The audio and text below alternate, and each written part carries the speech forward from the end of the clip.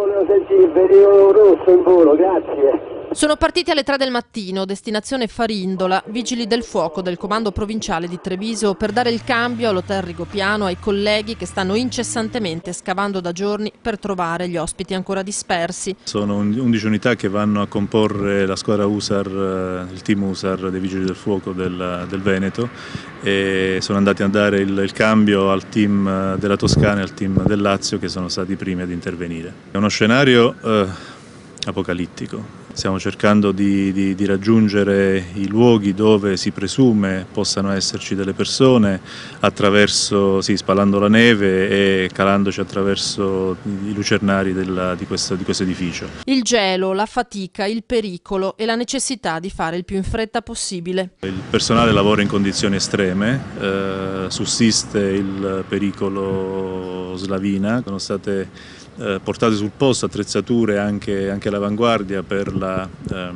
il monitoraggio delle slavine in modo da poter attivare un'allerta immediato nel momento in cui ci si dovesse rendere conto del fatto che si sta muovendo qualcosa dalla montagna. Già sabato sera altri 9 uomini erano invece partiti per l'avvicendamento del personale della colonna mobile regionale con destinazione Teramo.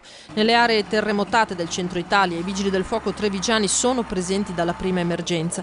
Lo stesso comandante Micele era a Rieti fino a venerdì.